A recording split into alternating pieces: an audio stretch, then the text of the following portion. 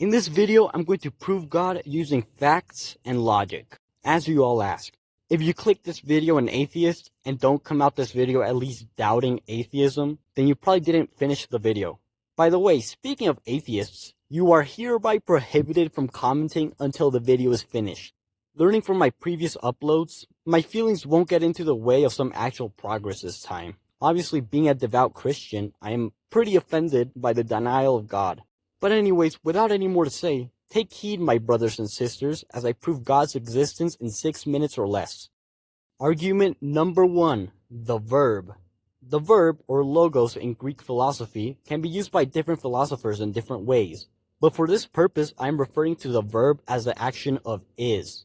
The simplest way of explaining this is the following. This circle here represents what is. Outside the circle represents what is not. And if you've opened your eyes before, you'd agree that all of existence is within the is. Oh look, there you are. In Christian theology and Greek philosophy, this circle here is God.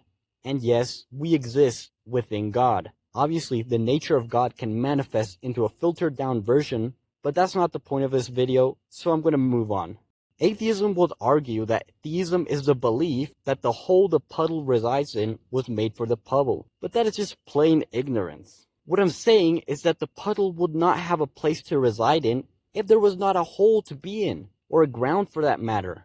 Alright, with that established, let me show you how this model would work if there was no God. Yup, nothing. So from this we can conclude existence itself is based on existence itself, which is God. And if you want to go even further, what is not, literally is not real. It's not a void, it's just not. So in reality, things look more like this. By the way, that's why God is omnipresent. So even if you believe in the Big Bang, for example, you will have to agree that it began within this verb, within this is, or God. Argument number 2, the mind of God in creation. Alright, here's the challenge. Close your eyes and imagine a random scribble. Alright, now open your eyes and it should look something like this. Now say that scribble is 3-dimensional. Does that scribble look anything like this? Or that? Or what about that? For starters, there's no symmetry, and the scribble is just that, a scribble. You can add more scribbles above that scribble, but it won't stop being a scribble. Alright, here's another challenge. Close your eyes and try to invent a completely new cartoon character. Alright, now open them. It might look something at least slightly related to this guy right here. This cartoon character is not a random scribble, for it was designed by the mind of a human. By the way, the minds of living beings are a limited reflection of the mind of God, because otherwise we would have no minds.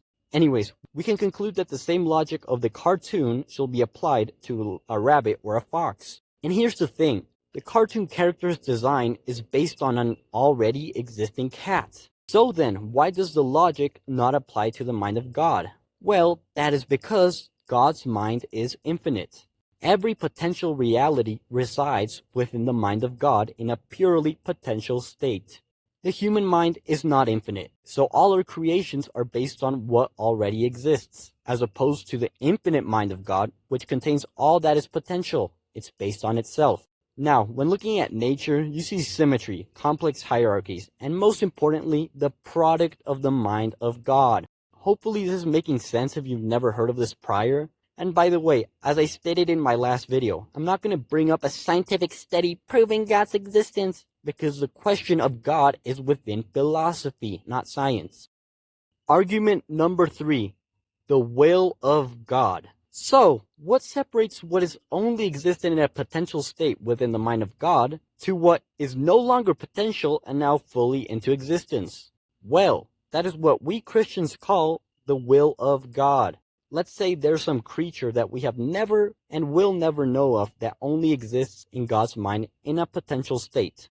Humans, however, who were in a potential state for some time, did eventually exist outside that potential state. That is because God either wills for something to exist outside a potential state or not.